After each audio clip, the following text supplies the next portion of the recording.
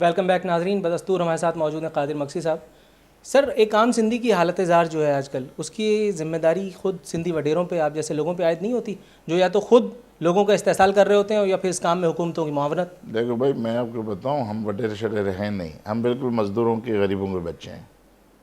ہم نے سر، جتنی بھی غریبوں کے بچے ہوں گے آپ، لیکن آپ خود ایک غریب نہیں ہیں اور اب آپ ایک بچے بھی نہیں ہیں. نہیں، میں نیچرلی بچے ان کے نہیں، ہیں. ہم بھی بچے ہی پیدا ہم ہوئے تھے نے سر، یہ کیا بات ہوئی؟ ہم نے محنت کی ہے، ڈاکٹر ہوئے، محنت مزدوری کی تو اپنی آپ بچے نہیں عزت رہے؟ سے. ہاں، یعنی اولاد، بچے کا مقصد یہ ہے کہ اولادیں ہیں ہم ان کی. ٹھیک ہے.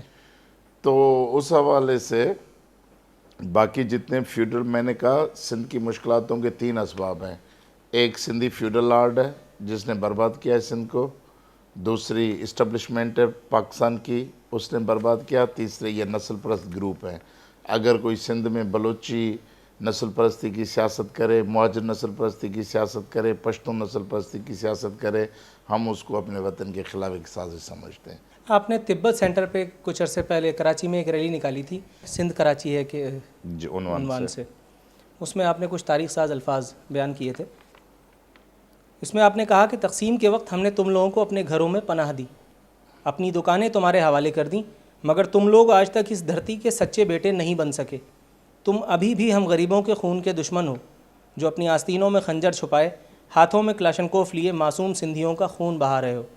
یہ متحدہ کا غصہ اردو بولنے والوں پہ کیوں اتار رہے تھے آپ؟ میں بھی تو اردو بولتا ہوں، نہ میری آستینوں میں خنجر ہے، نہ میرے ہاتھ میں کلاشنکوف ہے. میں اردو والوں سے، میں اس وقت مصطفیٰ کمال سے مخاطب تھا. لیکن آپ نے نام نہیں لیا. جی، آپ دیکھیں گے میں نے سر، میں نام نے لیا. دیکھا ہے، کل پوری رات صرف کی ہے میں نے آپ کی محبت میں. تو میں آپ کو بتاؤں، میں نے یہ کہا کہ جب پاکستان بننے سے پہلے یہ روڈ جو ہے وہ کراچی کے روڈ روزانہ پانی کے، گلاب کے پانی سے دھلتے تھے، اور جب آپ لوگ یہاں آباد ہوئے ہیں تو آپ کی حالت یہ ہے. آپ بڑی ترقی کے یہ دعوے اردو کرتے بولنے ہیں والوں لیکن سے کا غصہ تھا نا، صرف مصطفیٰ کمال تو نہیں آ کے نہیں، آباد ایم ہوا تھا. Q M Q M Q ہاں، ایم؟ سر، اس شہر میں صرف ایم کیو ایم نہیں ہے، اس شہر میں میں بھی ہوں. نمائندہ ایم کیو ایم ہے. سر، ایم کیو ایم ہوگی لوگوں کی نمائندہ، ووٹ جی، لیکن اس شہر میں میں بھی تو ایک عام ایم کیو آدمی ایم ہوں. لیتی ہے. میرے آج بھی ہائی ریگارڈز ہیں ایم کیو ایم کے. وہ جو لوگ ہیں جو امن پسند ہیں، جو دہشت گردی نہیں کرتے، ان کے لیے بھی میرے ریگارڈ ہیں. ہم ایم کیو ایم کے اس لیے دشمن نہیں ہے کہ ہمیں الطاف حسین اچھا نہیں لگتا، اس ہم کی فلانا الطاف اچھا حسین نہیں کی کون سی لگتا، بات سے آپ کو اختلاف ہے؟ اس لیے نہیں. ہم ان کے دہشت گرد رول سے ہیں کہ سیاست میں جب ہم ایک فیوڈل آرٹ کو کہتے ہیں کہ آپ اپنے سامنے کسی غریب کو چارپائی پہ بیٹھنے نہیں دیتے، اس کا حق نہیں دیتے، تو ہم کسی اور آدمی کو کیسے قبول کریں گے کہ وہ پسند ناپسند کے بنیاد پہ کسی انسان کو اغوا کر کے کاٹ ڈالے، جو قائد کا غدار ہے، موت کا حقدار ہے، چاکنگ کریں، ٹی وی بیچو، فرج بیچو، ہتھیار خریدو. ایسی سیاست کو ہم کیسے سپورٹ کریں گے؟ تو ہم ایم کیو ایم کے بالکل سیاسی فلسفی کے خلاف ہیں، ان کے سیاسی رول کے خلاف ہیں. باقی ایسے نہیں کہ کوئی ہمیں کسی سے چڑ ہے. اور وہ اس تقریر کے بعد جو عام اردو بولنے والے کے جذبات ہرٹ ہوئے تھے، اس کا کیا تھا؟ آپ نے کہیں کوئی معافی کی، کہیں کوئی وضاحت دی آپ نے؟ میں نے کوئی ہرٹ نہیں کیا. یہ تو آپ کہہ رہے ہیں سر. ہاں بالکل، یہ تو آپ کہہ رہے ہیں. میں ذاتی طور پہ ایسے بہت سارے لوگوں سے ملا ہوں جن کی جذبات ہرٹ ہوئے تھے، مجروح ہوئے تھے ان کے جذبات. ان کو اب قادر مکسی سے گلا ہے، وہ اچھا نہیں سمجھتے. میں جو بھی بولتا ہوں اپنی ذمہ داری سے بولتا ہوں، اپنے الفاظ ادا کرتا ہوں پوری ذمہ داری سے. جب ادا کرتا ہوں تو ان کے معنی مفہوم کی مجھے پتہ ہوتے سر، ہیں. آپ کو تو پتہ ہے، لیکن ایک عام آدمی اتنا باشعور ہے اس معاشرے میں، آپ کو لگتا ہے واقعی اس نے بھی آپ کی طرح ڈاکٹری کی تعلیم حاصل کی ہوئی ہے، اس کا شعور وہی ہے ماشاءاللہ جو آپ کا ہے؟ ایسا تو نہیں ہے نا. پاکستان میں لٹریسی ریٹ ہے کیا؟ آپ ایک پبلک فگر ہیں، آپ کو پبلک مقامات پہ پبلک گیدرنگ سے ایڈریس کرتے ہوئے اپنے لب و لہجے پہ قابو نہیں پانا چاہیے؟ آپ کو سوچنا نہیں چاہیے کہ آپ کیا بول رہے ہیں، اس کا نتیجہ کیا ہو سکتا ہے؟ اور آپ نے میری وہ بھی اسپیچ شاید آدھی سنی ہے. سر، اس پہ ہم بعد میں بات کریں گے، پہلے اس سے بات کر لینا. وہی آدھی سنی ہے. میں نے حیدر چوک سر، میں اپنے کام کی جو باتیں وہ پوچھوں گا نا. ہاں، میں نے کوئی اردو والوں کی دل آزاری نہیں کی ہے، بالکل نہیں کی ہے. اسی جگہ آپ نے ایک دھمکی بھی دی تھی، اس کے الفاظ بھی بتا دیتا ہوں میں آپ کو. جی سر. 1954 کے بعد چاہے کوئی بنگال سے آیا ہو، برما سے یا پھر ہندوستان سے، اسے ہر حال میں سندھ چھوڑنا پڑے گا. یہ مصطفیٰ قریشی کی کسی سندھی فلم کا اثر تھا یا اس روز گرمی زیادہ تھی؟ کیونکہ سی ایم آپ ابھی تک بنے نہیں. دھمکی دینے والے آپ کون ہوتے ہیں؟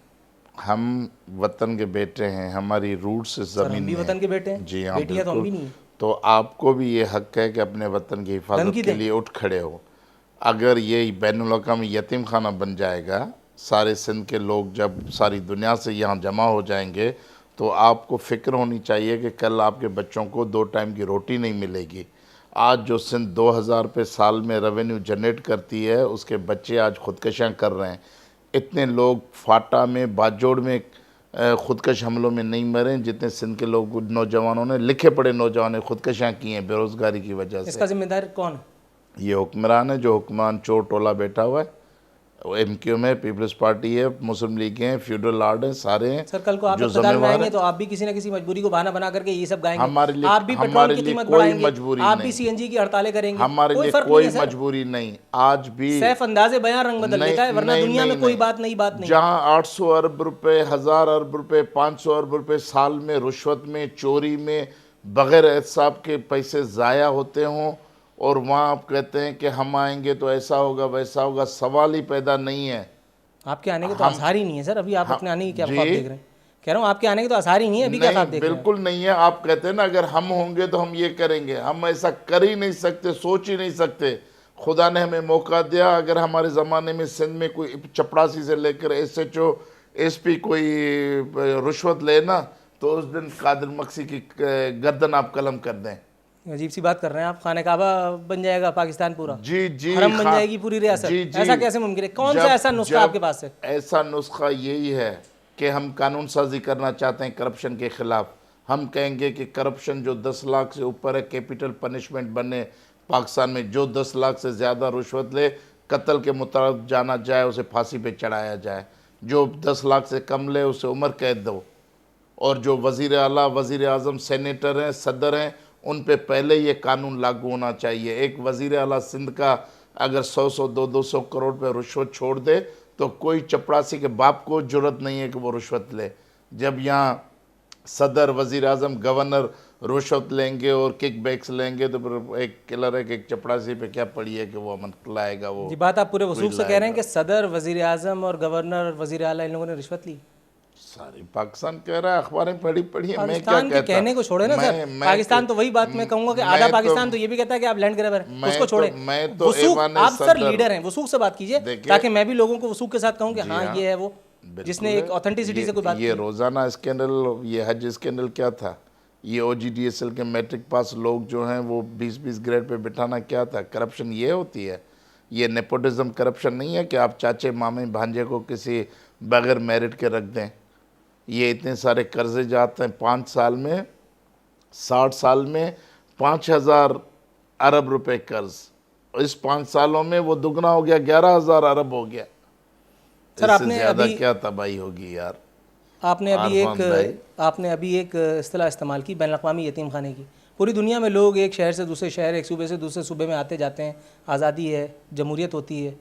اب پتہ نہیں آیا ہے کہ نہیں ہے. بہرحال اس بحث کو چھوڑتے ہوئے, یہاں ایسی پابندی کیوں لگا دی جائے کہ کوئی صوبہ سندھ نہ آ سکے, صوبہ پنجاب سے, یا کوئی صوبہ سرحد سے پاکستان سندھ نہ آ سکے؟ یہ کیوں چاہتے ہیں آپ؟ دیکھیں بابو, آپ دبئی جاتے ہیں. سر کاش نہیں گیا ابھی تک. پاکستان کی بات کریں, سندھ کی بات کریں. آپ کو ویزا لے کر جانا پڑتا ہے. جو دنیا کا مسلمانوں کا بین الاقوامی مرکز ہے مکہ مدینہ, آپ ویزا لے کر جائیں. جو الگ ریاست ہے سر. جو 100 سال سے لوگ رہ رہے ہیں نا وہاں, ان کو بھی انہوں نے نیشنلٹی نہیں دی ہے. یہ تو ہمارا بین الاقوامی یتیم خانہ ہے. امریکہ جسے کہتے ہیں, امریکہ میکسیکو کے درمیان, امریکہ کے درمیان اتنی بڑی دیوار کھڑی ہو رہی ہے. کیوبا کا آدمی امریکہ میں داخل نہیں ہو سکتا. ہر ملک یہ جو ہے, جتنی مثالیں آپ دے رہے ہیں, پتہ نہیں آپ سوچ سمجھ کے دے رہے ہیں کیا ہے, یہ دوسرے ممالک کی مثالیں ہیں سر. کیوبا اور یعنی امریکہ کی جو مثال آپ دے رہے ہیں, یا آپ یہاں سے دبئی کی مثال آپ دے رہے ہیں, یہ سب الگ الگ ممالک کی مثالیں ہیں. میں یہاں سے جب دبئی جاؤں گا تو ظاہر مجھے ویزا لینا ہی ہے. پاکستان تو میں کیا کہتا ہوں کہ لاہور سے جو آدمی آئے گا وہ ویزا لے کر آئے. میں تو یہ نہیں کہہ رہا ہوں. آپ یہ عجیب سی مثال دے رہے ہیں نا. ووٹ کا حق نہیں ہونا چاہیے. لیکن میں یہ کہتا ہوں کہ ان کو ووٹ کا حق نہیں ہونا چاہیے. ان کو یہاں ووٹ کا حق نہیں ہونا چاہیے. ووٹ کا حق نہیں ہونا چاہیے. 1954 کے بعد جتنے لوگ آئیں روزگار کریں. اللہ تعالیٰ نے سندھ کو خوشحال زمین بنائی ہے, اپنے بچوں کے لیے روزگار کریں, جائیں اپنے گھر کو. لیکن یہاں ووٹ دے کر آپ دیکھا ملیشیا کو. ملیشیا میں کیا ہے, ملاوی نان ملاویز وہ اکثریت میں ہو گئے نا, لیکن کانسٹیٹیوشنل گارنٹی ہے, آئینی گارنٹی ہے کہ صدر, وزیر اعظم, چیف آف آرمی اسٹاف ملائی کے علاوہ نہیں ہو سکتا. کوئی نہ کوئی قوموں کے رائٹ ہوتے ہیں اپنے وطن پہ. ہم نے ہزاروں سالوں سے اس وطن کی حفاظت کی ہے. سکندر یونانی نے یہ حملہ کیا, محمد بن قاسم نے حملہ کیا. نادر شاہ نے حملہ کیا، ایرانی نادر شاہ نے، مدد خان پٹھان نے کیا تھا، ارغون آئے، مغل آئے، ترک آئے، کتنے حملے آوروں کے ہم نے یہ مقابلے کیے ہمارے نسلوں نے.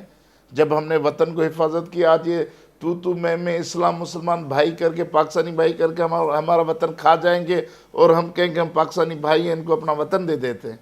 ٹھیک ہے. ناظرین، یہ وقت ہوا ایک بریک کا، بریک کے بعد ملتے ہیں.